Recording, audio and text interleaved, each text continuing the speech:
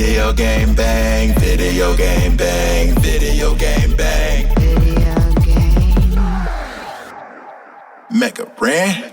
Live from the sack, it's the livest. In fact, I'm putting rhymes on this track to put my guys on the map. Cause they giving you the latest on everything on your playlist. This bet the safest, from basements to greatness. Updates, geek news, tech talk, and reviews. They can summarize it so you ain't gotta breeze through. Listen once and you're forever fans. And I'm not saying it because their theme song features Mega Ram. Might think you fly, but ain't nice as my guys. Got eyes on the prize, so like and subscribe. We back in the booth. I think that they gon' eat this up. The ultimate source of all geek media. Other podcasts, they just don't match up. Need proof? You can check the archives and catch up. Stats off the chain, we have rearranged the game. It'll never be the same. Now it's time to feel the bang. What is up, my pizzas? Cory Vincent here. Video game bang is back for a new episode. I know you just got an episode on Monday, and now you're getting a new one so soon, but that's just the way the world works, baby. We're living in it. We're post-COVID, man. No more masks. Did you hear the news? Everybody's vaxxed and waxed and ready to get life back going. Maybe we'll even have people back in the studio someday. Who knows? Actually, I've kind of gotten used to this.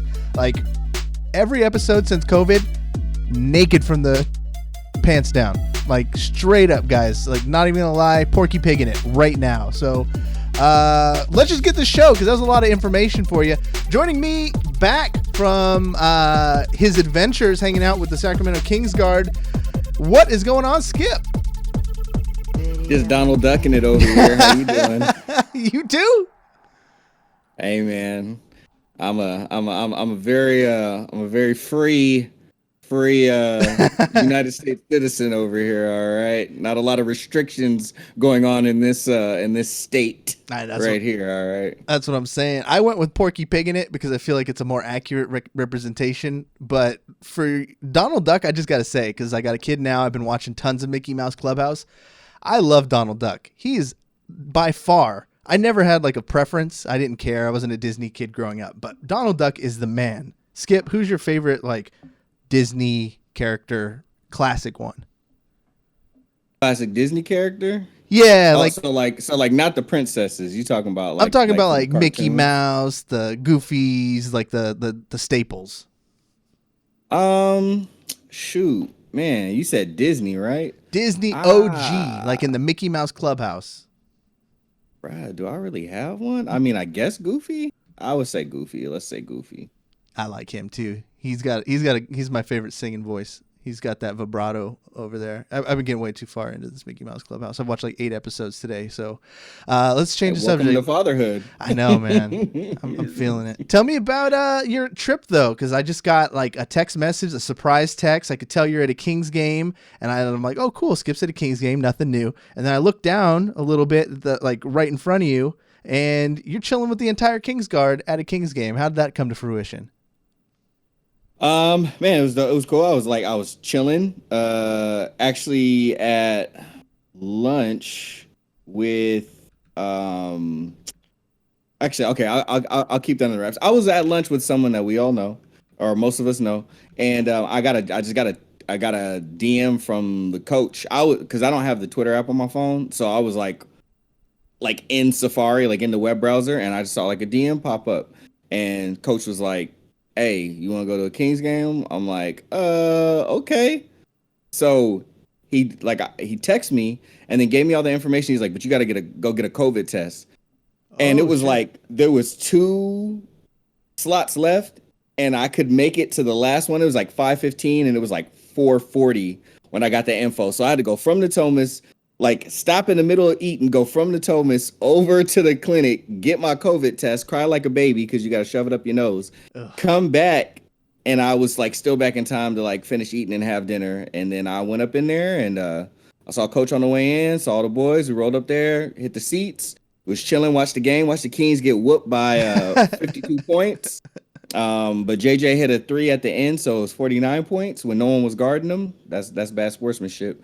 Take your L's, people. Take your L's. And then after that, we walked over to the Sawyer, and I was chilling, talking with everybody in the lobby. and coach hooked me up with some new gear for the season. What? So, look at you. That's sick, you know dude. how it goes. Yeah.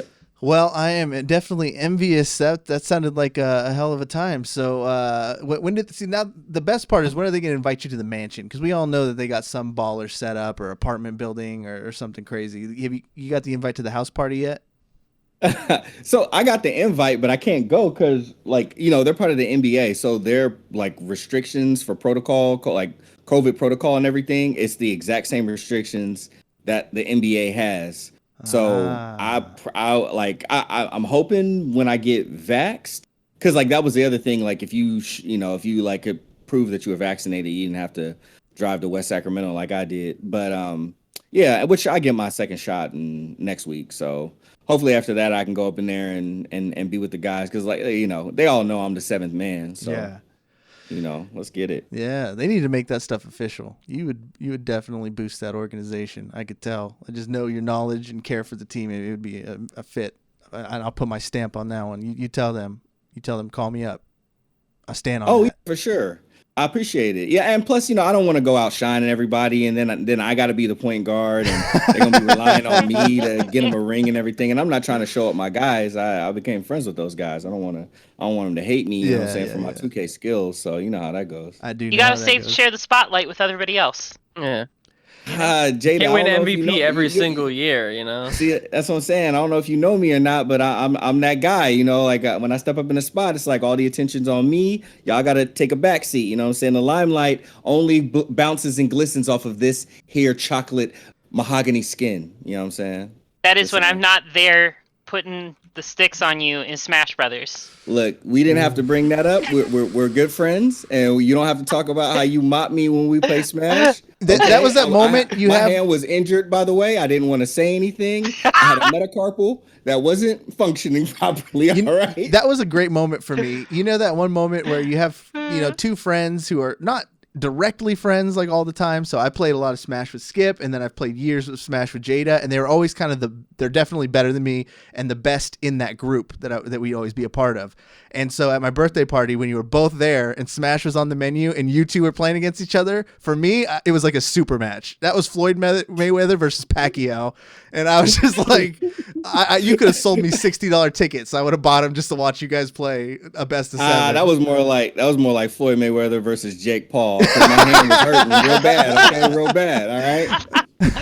Not gonna lie though, like I was super nervous. I have been like rusty. I've not been putting as much time into Smash as I used to in the past, and so I was like, I had watched Skip play a little bit. I was like, okay, I have to come correct. I have to come correct today. Yeah, you didn't warm up or anything. You went straight to your strats. Like no introductions, no how do you do. But speaking of how do you do, and Jada, you teased with it last week. I saw the announcement went on Facebook. I think it's public. Are you ready to finally tell us?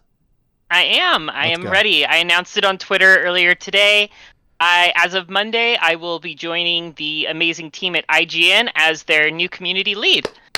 Good job. Yeah. Congratulations. Damn. Thank you.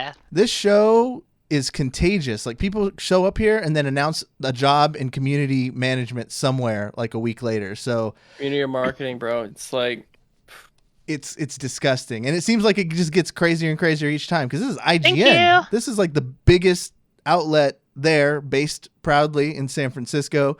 Are they doing like the COVID thing? Do you get to go into an office yet? How's that going to work? So it's still remote, but they are in the process of setting up new offices. But I mean, so we're in the process of getting all that set up. So I'll get more of that information. Like I haven't even had orientation yet.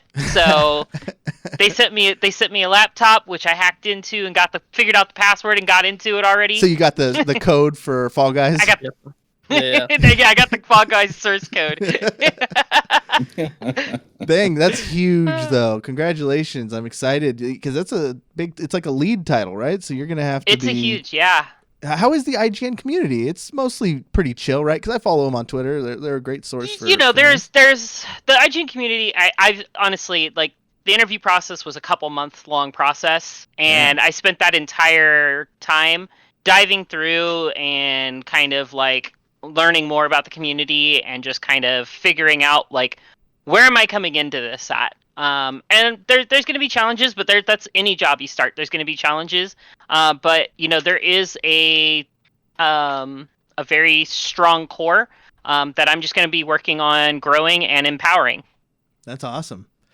Yeah, that's great. And it's just a matter of time before they see you, hear what you got to say, and end up putting you in front of camera. I just know it. That's my prediction. I have a feeling you're going to climb the ranks over there pretty fast. So congratulations again. Thank you. I'm looking forward to having yet another community specialist, social media person on the show regularly. So that is so ridiculous. Let's do it. What happened? My dinner just showed up, so I ordered this thing. It's called a vegan triathlon, and it's part pizza, part garlic knots, part calzone. And you just looked at it and said, "Show us this." You just bring it here. I'll show it on the camera. This is why you have to be watching us live on twitch.tv/videogame_bang. You never know when you're going to see a.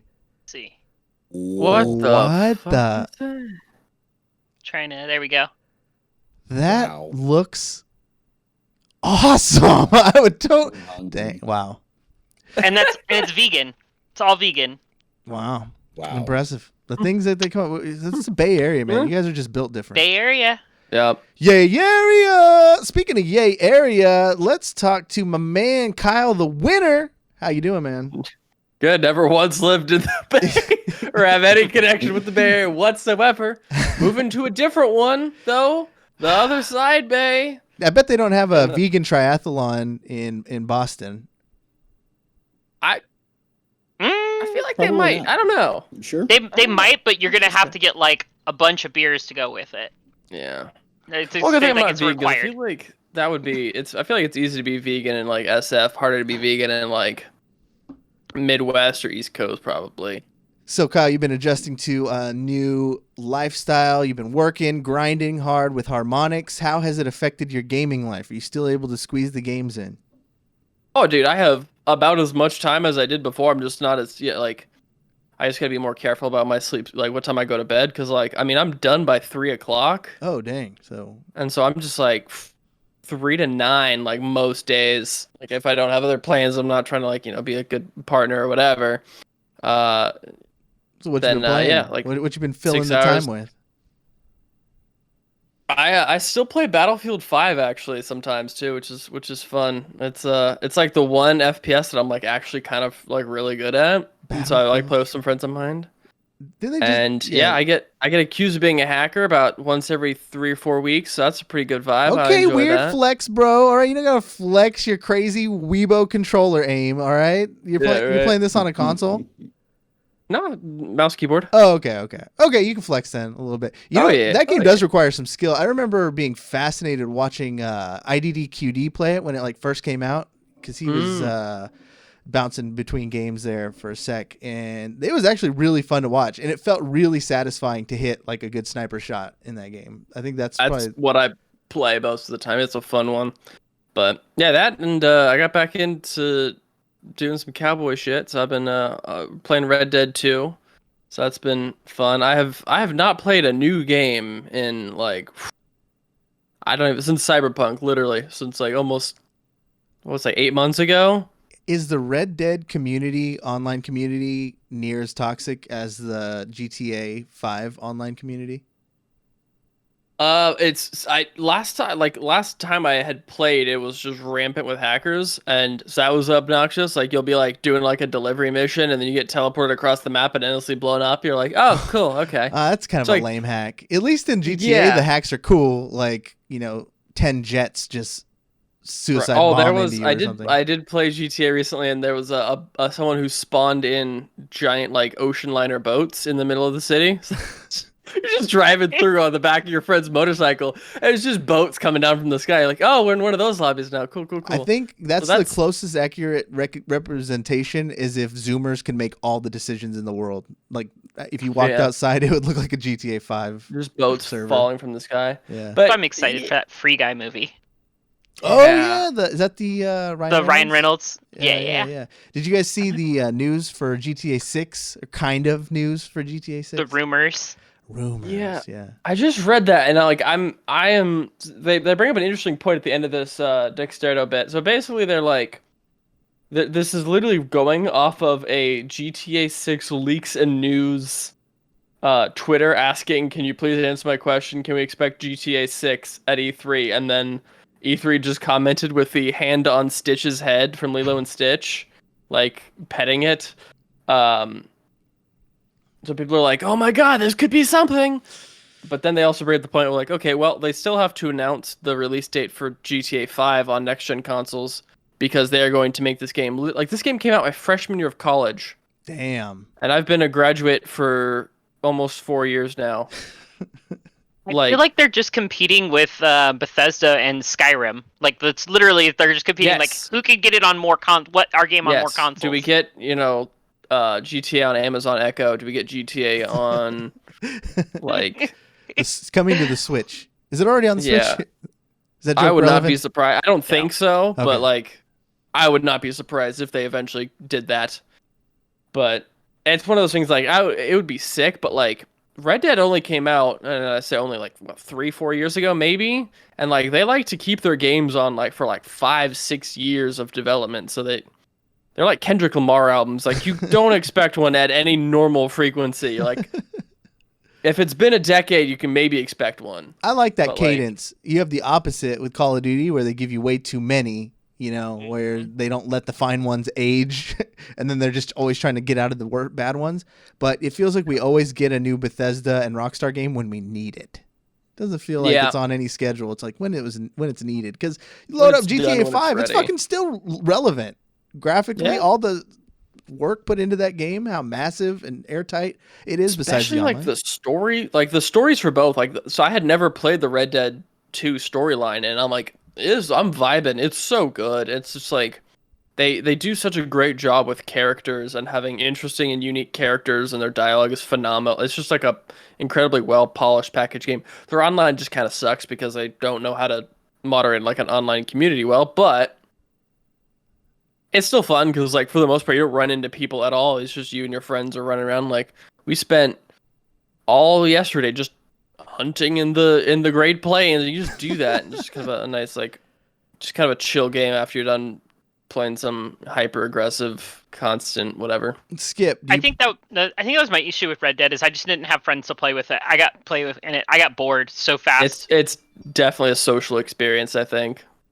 Skip, do you fancy yourself a GTA player? No. Is there a time period that they could go to that would make you consider being a GTA player? Ooh, that's They did like a Vice City or something. Yeah, well, they've done like I've played. Wait, I thought they did a Vice City. They did In like 2003 or something. But that's where I was going. Like, how it was like that 80s feel. Like, would you go to a different time period or a different country's time period that would make you interested to do like a GTA experience? Oh, right. Nah, not really. I don't know. I'm not like a violent, murderous person unless the Kings are losing. Well, come on. They're doing a lot of that. It's tough. I mean, in front of my eyes. Gotcha. Which they probably are right now, but I just don't have the game on. They are playing right now. There you go. Cool. Let's get into some news right here. So, actually, before we do news, let's talk about the Bad Batches, because they put out a new show. It seems like Disney Plus is doing a great job trickling out their content. So there's always some marquee piece. Every week there's a new episode of something, and then as soon as that one ends, I get the next one. It's so well done. This one is Bad Batch. This is the one I wasn't super excited about. I'm like one episode in so far, impressed, but let's talk about it. Who's seen it, and what are you guys thinking? Yeah, I'm 2 episodes in. Probably gonna watch the 3rd episode, I think, tonight, because I think it's a Friday airing. Mm-hmm. And it's great. It's super excellent continuation from what you got to see of the Bad Batch in the Clone Wars. I was kind of thrown with with one of the big plot twists early on, but I kind of expected it. So just didn't happen to the person I expected it to happen to. But yeah, I think it's great. I love Disney Plus, man. They know how to keep their service relevant. Kyle, big Star Wars guy, what you been thinking about it? Yeah, I it was tricky because I never really did too much Clone Wars, like OG Clone Wars. Like I've watched the first like five, I don't know, maybe 15 or so episodes, on two different occasions. But like I think it was just too like I was too late to it to really be able to get into it. I hadn't watched Rebels yet, and so like I only recently started getting into like the shows and stuff. But I thoroughly enjoyed it. I really enjoy like the characters. I enjoy how it's like maintains continuity with the other. Well, hello there. I was just I like how we got interrupted by a news story because of those annoying websites where you go to and they have like I pop-up news love lady it, talking dude. at you. So amazing. Love it. So 2021. But is because Disney stock took a massive hit because their Disney Plus numbers didn't hit what they had expected. So Really? yeah, now I guess as far as the revenue goes, there's tons of pressure on the parks and the full feature films. So I mean, if you would have asked anybody who's watching The Mandalorian or any of these shows we've been talking about on the show, you would say like, oh, everybody's talking about it. You know, why? How could Disney not have hit their Disney Plus marks unless like everybody's account sharing or something? It makes no sense. Yeah, it is tricky. And like I feel like there has yet to be, at least in the line of shows I have watched, so like Mandalorian, then WandaVision, then Falcon Winter Soldier, then Bad Batch. Like there's not been a bad show yet. And like more important, like there's not been like a show that's not genuinely pretty good, if not amazing. And so it's just like, what is it? Just the fact that it's just Disney stuff, and like maybe people got it for like the first like 3 months, watched all the Disney movies and Disney Channel original movies, and they're like, okay, that's good enough. I got my nostalgia trip, and like they just kind of didn't stick around for like the new stuff. You know what it could be too is, you know, about half the people I talk to about these Disney Plus shows binge it after it's all out. You know, they're not really watching it week to week. And so I don't know how the usage plays a part into it, but honestly, I only use Disney Plus for that stuff. Oh, I do use it to entertain the baby too. So actually, I guess it does get more use than I thought for me, but how could it be missing the mark? Skip, you got any theories? You know, I'm not entirely sure. I mean, maybe outside of just their numbers being very lofty goals. Okay. Obviously, there's that high expectation, but I'm not sure. I mean, they did gain so many like subscribers, users, and all that stuff. I mean, interest for the brand too, you know, could have waned considerably after the last big installments from the movies that we got. So I'm not sure. And truth be told, like amongst our group where, you know, we kind of live in a bit of a nerd bubble. I don't know like a lot of, if we're going to call them normies, so to speak, or whatever, but people that like aren't as adamant about like the deeper cuts of the content, that have watched all of like the Clone Wars and Rebels and all that stuff as much. So I'm not sure if that plays a part into it as well. I mean, I'm thinking like when Kenobi comes out versus this, which That's is true. obviously a lot more tied into the movie side of things. And even though that's been a while, I'm curious to see what those numbers look like when compared. Did they say it was subscription numbers specifically? Yeah, so Disney reported 303.6 million Disney Plus customers as of April 3rd, but they had a projection of 109 million. So they fell short by like 6 million. I just noticed the stock because I own a lot of Disney, so when I woke up, I was, to my dismay, I didn't know what had happened, but that's what happened. And it says the really bad thing that has people shook is that because Netflix also didn't hit their goals, but Disney Plus charges a lot less than the average Netflix subscriber does. So it's a little bit more of a dire situation for them because, you know, they're affordable and they're tied in with like Hulu and all that stuff. So interesting times. Overall, though, I watched it. I never watched any Clone Wars stuff. And the reason I don't think I will is because the backlog is too There's terrifying. so much, dude. Each season's like 35 episodes, and it's so many. Yeah. For the it's so good though, and like for me, like the Clone Wars was such a worthy way to spend my time, just because I loved Ahsoka, just the little bits that I had gotten from the first couple episodes, and they dive so much into her, and you get to see more of Maul. Like, just it totally pays off. Like there's so many payoffs in that series, and it sets up so many things in not only the the newer movies, but also in some of the games. It's just so amazing how it's so interconnected with various things. That's a good sell, but I look at it and it seems overwhelming. That's so much content. I have to like really figure out or carve out a time, but usually like I'll try and watch it to fall asleep, and I don't know. But this Bad Batch is a good place to start, it feels. So I think I'll continue on with this one. Skip, did you get a chance to watch Bad Batch, and what are your thoughts?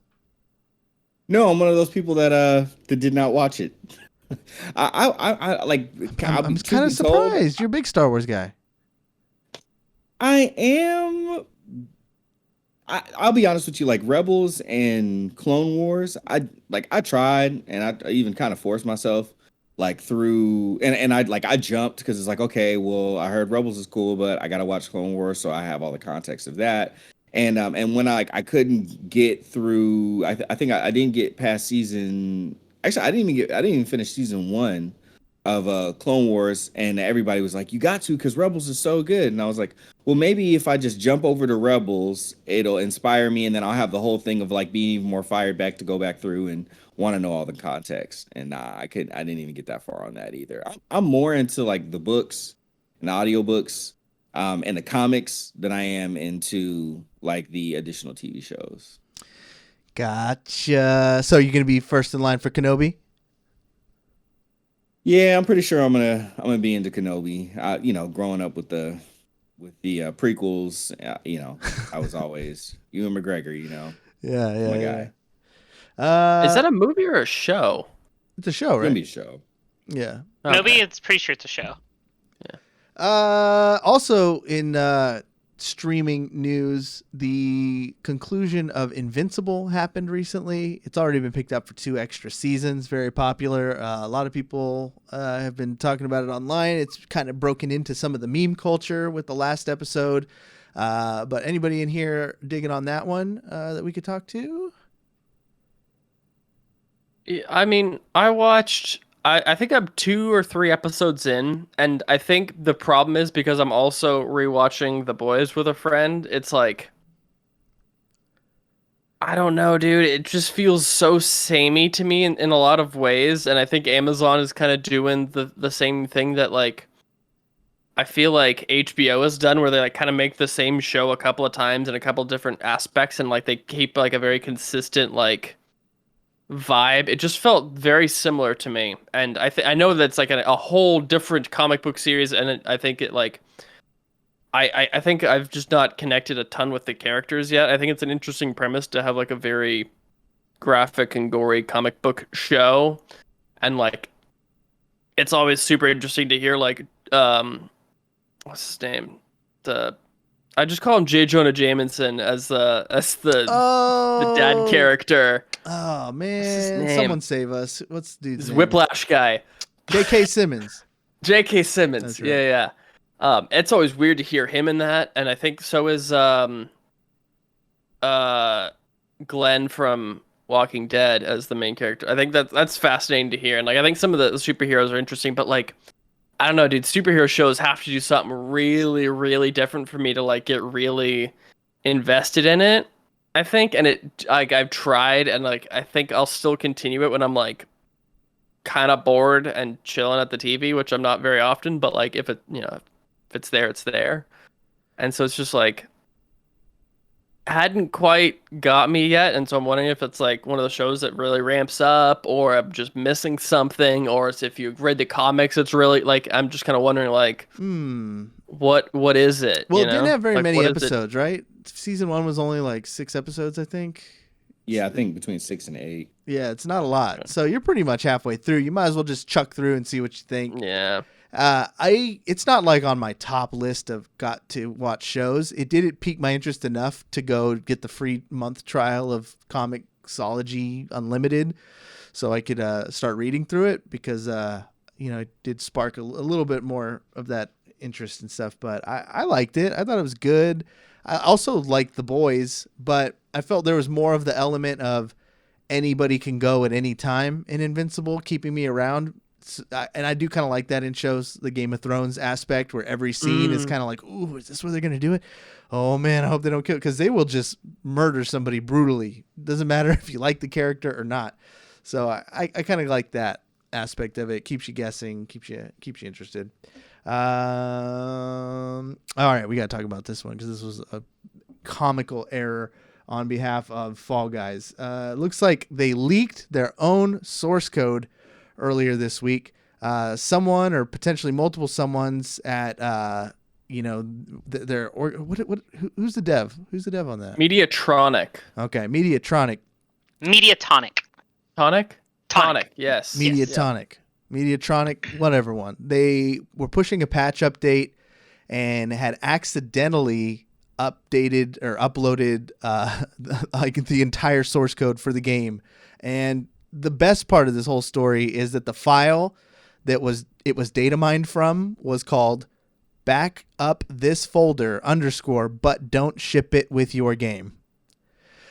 That's a ouch. Like that should be a fireable offense pretty much. Like there's an unhappy principal programmer or principal QA person at Mediatonic who is unhappy and or pissed off or really just feels bad because it was either their fault or someone else's like that and that they know's fault. Yeah. Do you feel bad for someone at that point? Like, is that just a oopsie daisy, or is that like a dude? What you were asleep at the wheel? That's the one thing you don't do. I don't know where to sit. Should I feel sorry for this person or? My guess is honestly it was probably something as simple as like the update file they meant to push was one file, and they accidentally clicked on the wrong file that they were uploading for the update. Like this file that they did post in the update is probably their go-to, and every time they're going in and checking everything, because this is their secret sauce. This is everything from how the game works, how to like mod and like change what you need to, like all the parameters inside of the game development portion of it. And so I imagine they meant to push a different file, and they pushed this file instead, and this one had that wrong folder inside of it.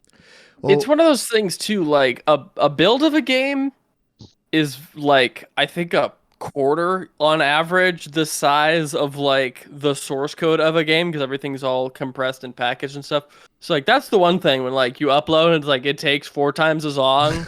And if you look at it like, why is it that's the whole source code in it, like the whole core perforce folder, the whole root folder is just in Steam now. Like, oh shit. Just a couple months ago, we were talking about CD Projekt Red like being held ransom for their source code, and that was a huge. They wanted millions and ended up not doing it. And it got leaked anyways. But the Fall Guys were like, whoopsie days, there it is, everybody. And I think the tricky thing too with that is now, like, I think it's different for the context of game too, because like.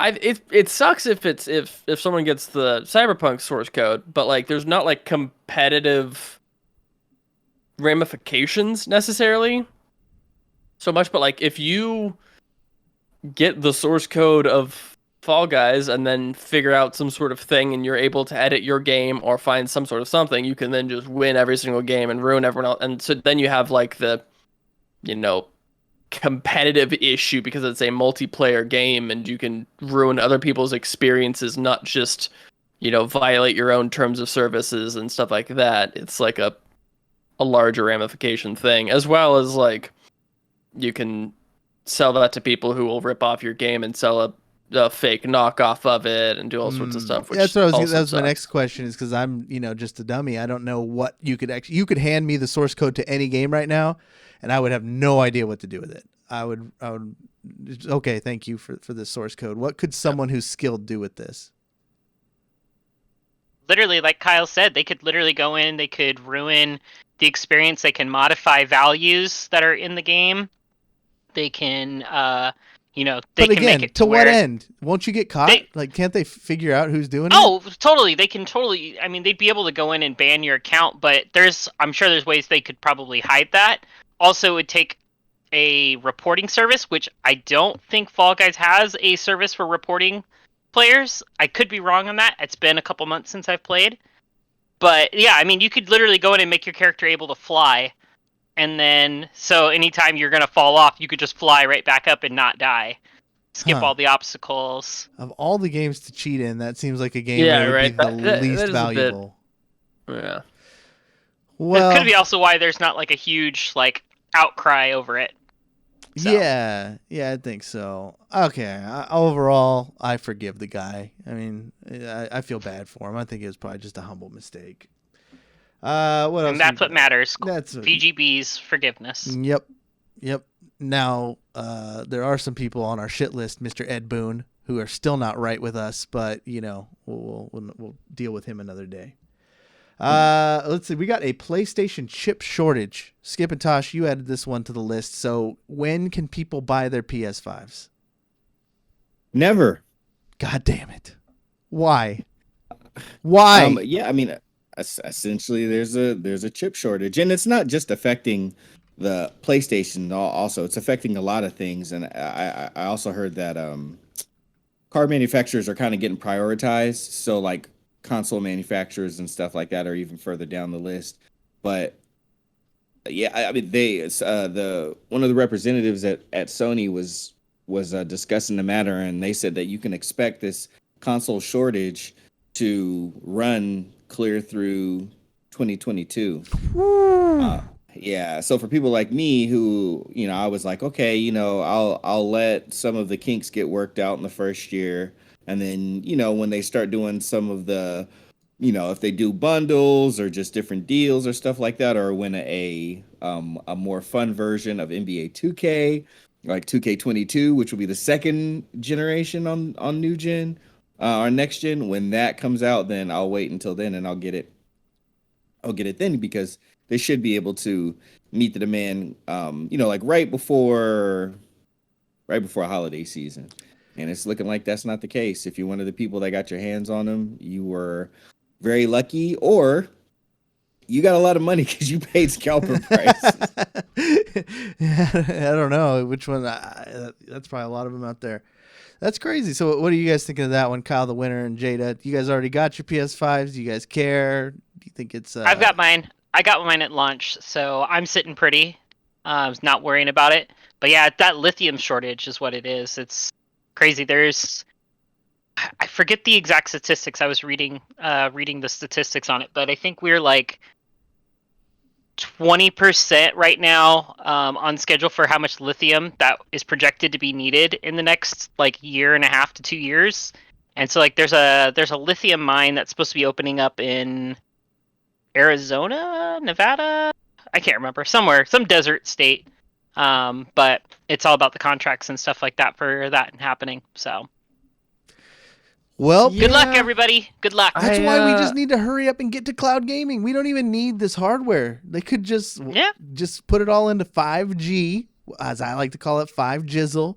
And then you just stream your games from the cloud. You can get it in the highest qualities, and you don't need a PS5. That's what we need. We've been wasting consoles. Console wars now is starting to set humanity back. We need to put it in the electric cars, not in Weibo's hands, so they can play Final Fantasy. Can I get an amen? Speaking of electric cars, did you see the guy who bought a Tesla, who got arrested for riding in the backseat of his Tesla? No. There's this guy, so I don't know the detail. I saw like the headline and I read a little bit of it, but this guy was riding in the back seat of his Tesla, got pulled over, went to jail. They took his Tesla. He said, "I don't care." Went, bought another Tesla, did the same thing and got pulled over again. He said he's something along the lines of like, "I have too much money and I do not care. I will do this again." And he did it again and got caught again. This jackass probably bought it all with this Dogecoin. Yeah. Are they not to blame for the lithium shortage though? If like don't they use some sort of lithium batteries in all the Teslas? All the cars. But that's way better spent. That's way better spent than a PlayStation. We need that is true. Yeah, we need electric cars, man. I Greta don't really Thunberg's gonna come out here and kick your ass. Yeah, right. Like, not even tripping that hard about not getting a PS5 because there has yet to be a game that I'm like that's like exclusive. Like until they have like another Last of Us, maybe a God of War that's like really pulls me in or something like that. Like I don't know. I'm not really feeling inclined to want to get a PlayStation yet, and so I'm kind of fine just chilling with No what I return? have. I totally get that. Like, I'm super excited. Like, I'm happy to have mine. I bought mine. I'm always an early adopter because I just always like to have it in case something does come out I want to play. Like I was telling last week about Returnal, I'm digging Returnal, and I can't wait for Ratchet next month. I'm a huge Ratchet and Clank fan, so that's a big one for me. I know if I didn't have a PS5, would I buy a system for Ratchet and Clank, like on the day of? Probably not. But I have my system already. I've already invested, so now I can feel good about spending money on Ratchet. Yeah. Well, it's that trickle down effect, man. The game devs can't be happy. You know, they're spending all this money to do next gen consoles and they're not getting anything. I've been wanting to build a PC again, but there's no GPUs either. So that's kind of a wash. Same at this thing, that point. lithium shortage, man. Yeah. I wonder if this is going to cause some sort of change, you know, necessity being the mother of invention. Like, are we going to change the way we do, like, consoles now? Are we going to try to find some sort of, I don't know. This is far beyond.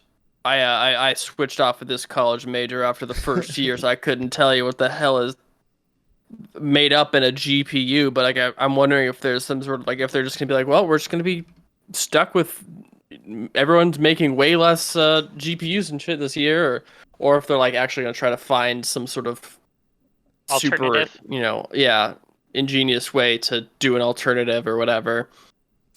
But maybe one of those things that like causes a massive shift because there's such a limit in, you know, raw materials or whatever it is. I'm sure there's somebody already out there doing that, and possibly the government putting on the conspiracy theory hat right now. Wow, I feel like it's came out already. Some tech startup, and then the government won't realize it for another 15 years. Like, hey guys, do we still have enough lithium? They're like, no, what? It's like it's 2035. What the hell? In other news, Overwatch came out, and let me say, I'm gonna miss Jeff Kaplan. I really missed him in his intros. Hey guys, Jeff from the Overwatch team, but now he's gone, and they've already replaced him with, what was his name? I can't. Aaron Keller. Aaron Keller. He did his first like developer update video, which was only about 2 minutes, and basically saying May 20th is going to be the day they're going to show off the PvP for Overwatch 2. There was very few details on what that actually means, but this is exciting. This is what I was hoping we would have got at BlizzCon line like 2 months ago. I don't know. It's a little scary that they put so much emphasis on the PvE, but they reassured us that they still care about PvP and that it's not just going to be a facelift. There's going to be some major changes to the game. Kyle, what kind of speculation, word on the street have you heard, and what do you hope to see in this developer update? I feel like the world wants new heroes and maps, and we got confirmed new maps, new game mode as well. At least one new hero in Sojourn, which should be super interesting. We get like an actual like railgun character, which is pretty sick. Yeah. But I think I am curious if they're going to do any like roster changes. Like there was the speculation of whether or not they're gonna, you know, pull a tank and do like what CDL did, where you lose, you know, you go from. Yeah, they went 5v5. From 5 to 4. I've heard go to some 5v5 chatter. Overwatch. I've seen some Twitter conspiracy theorists saying that there was going to be 5v5. Like I don't know how they look into stuff, but they do, and they said, "Oh man, there's only going to be 5 people." So you're gonna have. What would you think about that? Would that enhance your experience in the game, or do you think we need 6? As a tank, man, I feel like I would, and I think they're like majorly overhauling each role as well. Like they're having, you know, tanks be way more health and all, you know, do not as much damage, and like healers do way more healing, and like, and kind of leaning in more towards those particular roles, and having like Bap, who's like a DPS, but he's under the support role, or like, you know, Roadhog, who's a DPS under the tank role, and just kind of having these weird, like, why is this considered to be this other class when it's very much a different role or whatever? Yeah.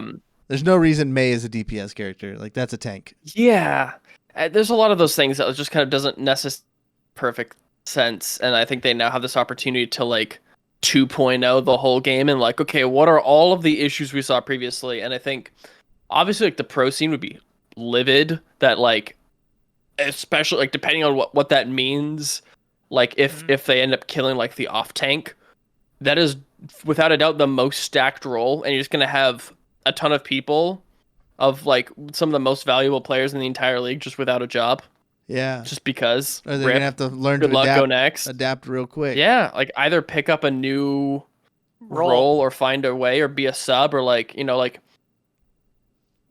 I don't see how that's gonna work in the pro scene, but it's gonna work. I mean, it's just gonna they're gonna have to find a way. Yeah. But go ahead. I do think that there are going to be major changes, and I'm excited to see those because I think it's a nice opportunity to like revitalize the experience with kind of obviously like the UI is going to be way different and all that sorts of stuff, and like the look of everything is going to be better and the engine's better and all these sorts of things. But I think changing the competitive landscape will give the opportunity for a lot of people to kind of go back to that like figuring out what the heck this game is. Then you have people who are like randomly really good at the start of it because they were able to figure out this new thing really quickly and then kind of develop over time. But yeah, I think it still does suck that like all this stuff is really cool and interesting, but also we all definitively know that the game is not going to come out for another 7 months at the very soonest. Yeah, there's not any even tease of a date yet, right? And there has been nothing, legitimately nothing besides some skins and some balance changes in the core game. And so as we get new Overwatch 2 stuff, I'm just like, okay, cool. Yes, this is great. But how many people do you think are going to come back? Because I have not played in a hot minute, and I only play when like other friends are like, yo, let's play. I'm like, sure, why not? Yeah. But like I've never been, hey, let's play Overwatch in a while. So it's a sad truth. Jada, I mean, what's been your history with Overwatch in general? So, I mean, I picked it up at launch, played it for a good minute at launch, and then dropped it for about 2 years. And then came back into it and ranked grind. You know, I hit, like, I think plat diamond at my peak. But I think, honestly, the big thing that if they are swapping to 5v5, it's because it's easier to balance. Less characters on the... in the game at once means less things you have to account for. Almost exponentially, right? Because you got to think of all the combinations. Hands down, it's exponentially. Yeah, especially with how many characters Overwatch has, and the fact that Overwatch 2 is planning on adding more characters. Every time you add a new character, you have to rebalance almost everything in the game. You have to test, okay, what is Roadhog's interaction with this new character, especially with somebody like Echo, who they brought in at the end. That's why Echo was last, because they're like, she's gonna do what everybody else does. I guarantee you there was tests where like Echo transformed into Roadhog and she just still was able to fly as Roadhog. Guaranteed, like it just like that's not supposed to happen. Like there's so many exponential things, and you know, you fix one bug and you create 10 more. There's, you know, for all the bugs everybody reports every day, there's 100 that go unseen, guaranteed in any game you play. What are your thoughts on it going leaning heavy into the PvE part of it? Does that, as someone who's kind of like, because you're a hardcore gamer but you're not like in the Overwatch scene, would that make you more interested in the game, or do you care? I'm excited for the PvE stuff. I liked all the PvE events, so that kept me coming back for the couple years when I was like kind of like, oh, this is a new Overwatch event, I guess I'll play it for the next 2-3 weeks. So like the PvE events, and guaranteed there was a lot of people who got pulled back into that type of stuff, not only for the new skins and emotes and stuff like that, but you know, just for kind of a new spin on things. And that's where their data is around, so they were like, hey, people want this PvE stuff, so let's give them what they want. That's what the numbers are showing. I'm so in the Overwatch bubble that anytime Jeff Kaplan sneezed in the last 3 years, I heard about it. So you've been more generalist. How do you think the vibe on the outside world is, or the excitement level for Overwatch 2? Do you think it exists? It's very minimal, I'd say, at this point. There's just so much other stuff that's blowing up right now. Compared to Overwatch 1 specifically, do you feel like the hype was more? Yes, I'd say the hype for Overwatch 1 was a lot more, just because it was a new IP from Blizzard that they had been like kind of like keeping under wraps, and as soon as they unveiled it, and there was these, amazing characters with, personalities and different abilities and stuff, it kind of set the benchmark for a lot of big games nowadays, with those types of characters with personalities. So Yeah, and it was also like the first new FPS game we had gotten in a long time. Like since Overwatch, we have gotten Valorant, we've gotten Apex Legends, we've gotten, I think Fortnite was after that too. Like there's been a lot of games that came out after this, post Overwatch 1, and so like you're now in this new, like they kind of set the standard for what an FPS, like team-based FPS game is With in abilities, this new, like, that character. yeah, in this like 2010s, 2020s like kind of, era. It's an entirely new landscape basically. But now like they're having to deal with that fact that like, yes, because you changed it, that's cool, but like you don't really, no one like goes back and like, okay, well, really got to give homage to Overwatch because they were the first ones to do it in recent, like, but like no one cares because it's not the first one, it's the most recent one who does it the best. Like no one cares about the first battle royale, they care about Fortnite who did it the best. Like so in that same sort of way, like they now have to battle against all of their children against with their new game, and so they kind of have to work uphill in that aspect. Wow. Yeah, that's an interesting way to think of it. There's, just because I'm in the scene and I love it so much and want to see it thrive, I'm just banking on all those people who like have the Overwatch tattoos and cosplayed the characters and stuff, who just, put the game down for the last couple of years because it got stale, to come flocking back, and maybe because BlizzCon was online this year, I don't think the buzz cycle was that big for anything coming out of that. So hopefully this comes up. They had nothing. They had nothing to show. Like, nothing. Imagine even if they did pop out and showed us like 5 characters or something, I think the hype would have swarmed back. I think it was also how they showed off the information. They broke it into separate streams, like that. Just like it separated the audience like from one game to another. Like, okay, if you want to check out Diablo, go to this stream. If you want to check out Blizzard, go to check out this stream, which works really well if you're doing like a BlizzCon live, like at a panel place. And like an art presentation. Totally makes sense. Yeah, but digital, that's just separating your people, which some people are going to find that other stream, some people aren't. Some people are going to go to one and be like, oh, this isn't the right stream. I don't care, I'll find it later. And like you diminish the hype that you had built throughout the whole presentation. Especially, you put your big stuff in the main show, and then if you didn't put it in your main show, you're pretty much sending the message to the world that it's not like need to know information. And I think Overwatch in particular, I remember being kind of livid. Like they mentioned it once in the whole opening show, an hour long, and like whether you play Overwatch or the other games we care more about, like are we really already on this? Like they said the word Overwatch twice.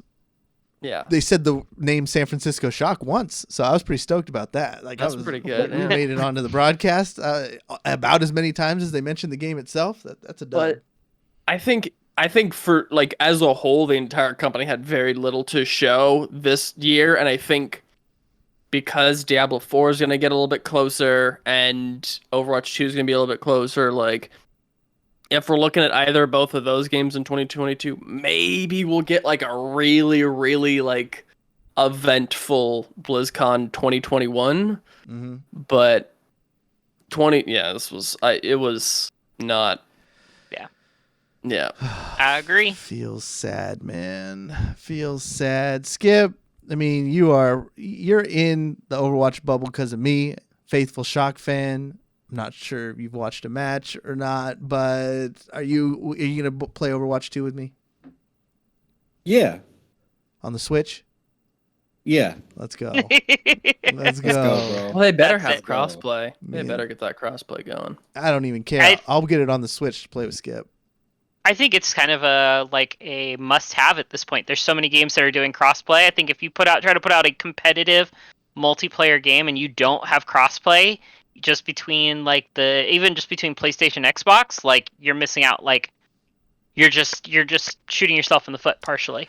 Man, Danny Pena from Gamertag Radio put up the dumbest tweet. I love him. He's the smartest guy in video game podcasting, but he put out a tweet that said cross save is greater than cross play. And I just about lost it. I was like, no way. Cross save is cool. But cross play is necessary. That's what we need. It's one of those things that like it doesn't apply to me at all because like I don't play like heavy save based games, right? Like I play games where all of your save is just your info on a server somewhere, like what rank you are in a multiplayer game. But like I don't play like the Assassin's Creeds or those types of like single player games where that makes sense. But like I remember hearing people talk about how absolutely stoked they were that it does that. Like it's really cool for the fringe case, but like I think for conquering the fact that like I am the only one in my entire friend group who got an Xbox, everyone else plays a PlayStation. I am now like the ostracized kid at school because of that, because I can't play Fortnite with them or whatever, or like whatever the other game was until that they had that. Like that is such a monumentally bigger thing. I know, it's like first world problems. Man, Cory, that brings us back to our GameStop days. We're like, you know what? The only way to be really happy is just to buy all the consoles, right? Yeah, that's what you kept telling me to say and writing me up for not saying, but Never wrote you up for that. I don't think I ever wrote you up at all. Oh, well, because I wrote up perfect employee. Oh my goodness. I wrote up a lot of people in my time at GameStop, but you were not one of them. You're the person I called at like 9 p.m. on a Thursday, be like, hey, we have a big sale that starts this weekend. I need an extra pair of hands for an hour or two. Get your butt here. Well, I lived like a block from the place, so I'd be there instantly, and I needed the cash. I was never more desperate for money than I was when I worked at GameStop.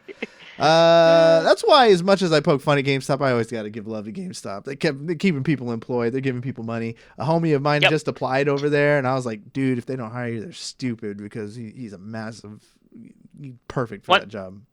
One thing I'll say about cross save is like, I'm a person, if I really enjoy your free to play game, like I'll drop money on it. I've dropped a lot. I dropped a good chunk. I have like 3 heirlooms, I think, in Apex.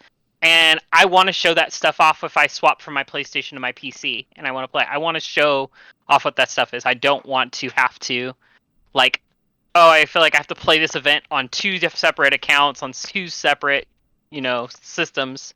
I don't want to do that. So that's my 2 cents on.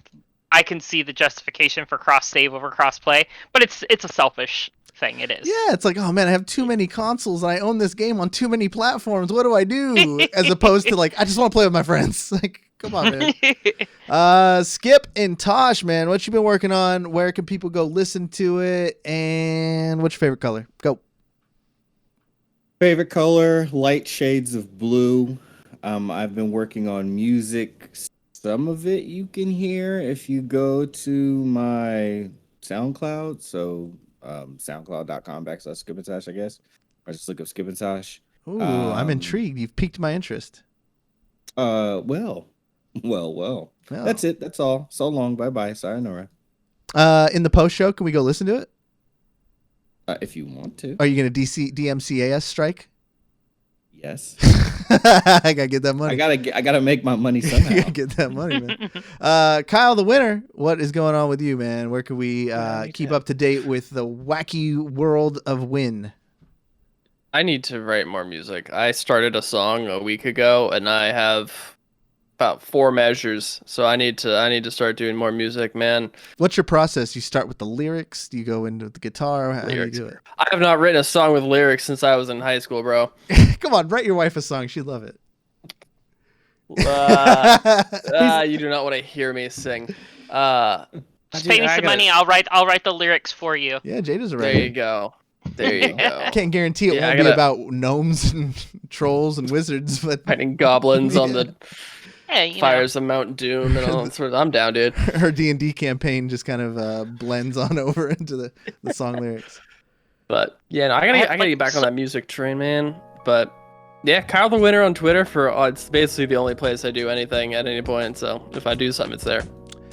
And Jada, I mean, I guess we can just go to IGN.com, which is pretty much everybody's recent history list anyways. But if they want to follow your tirades and your new journey, where can they do that? So once again, Twitter, Jada_Rena. That's RINA for the Rena. And then on Twitch is just Jadarina, no underscore.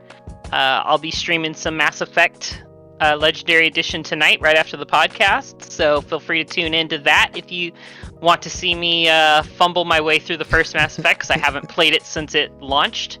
But I promise there will be probably a good at least 78% headshot ratio. Okay. So that's pretty good headshot ratio. Yeah. And I have like 3 bards in my D&D party for my campaign that I'm running. There's like 3 bards. So like, yes, there's going to be music all over my campaign. 3 bards? Are they the Beastie Boys? What? My party is like 8 or 9 people deep. So like, Okay. battle That's takes better. forever. It's but, not just 3 musicians running through the wilds. Although I would love to DM a game with just a bunch of bards that sing everything they do. It would The be great. Beatles, John, Paul, Ringo. That'd be sick to do like a D&D Beatles crossover. I'll write a custom campaign if I get some singers that want to come in and want to bard it up. I'm down. When I'm not playing my League of Legends. That's right, everybody. I've been playing League.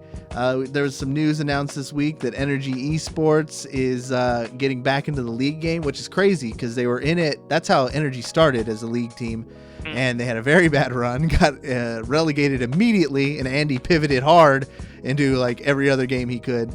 But it's kind of cool to give it another shot. Now we're so much further along, 5 years smarter. Everybody who we have on this team is great.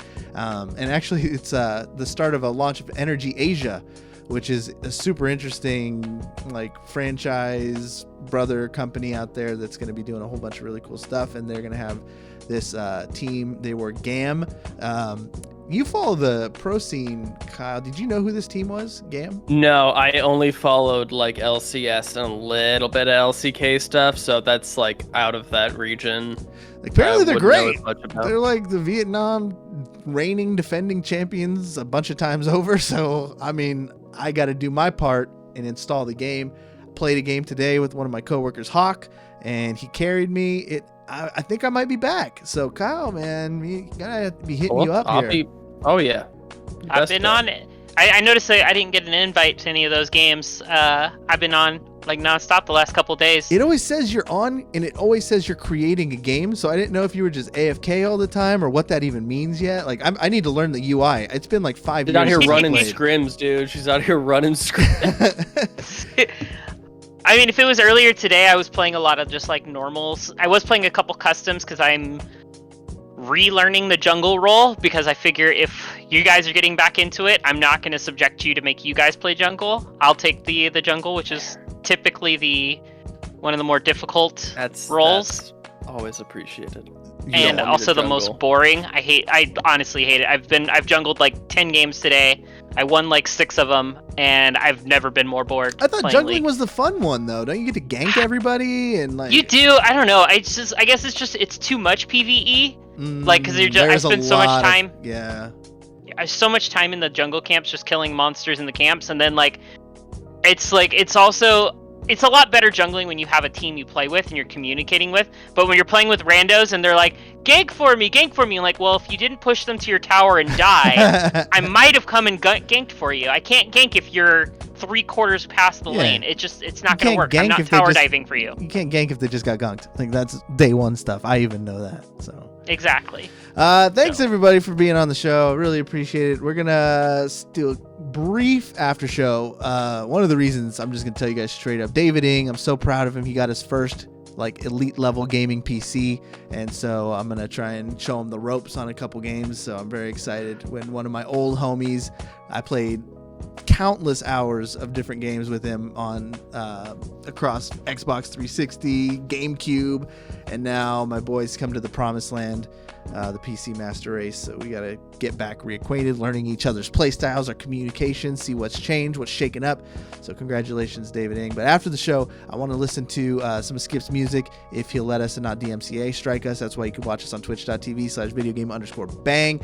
And if you're watching us already on Twitch, which, welcome back Gaming Sense Gaming and Ruru2 and some of the other homies up in there, check us out on our RSS feed, the Googles, the iPodcasts, the Napsters, wherever you can find podcasts, just Google it, YouTube even. Check us out. Appreciate you guys. We love you. Video Game Bang out for Jada, Skip, Kyle. My name is Cory saying you've just been banged.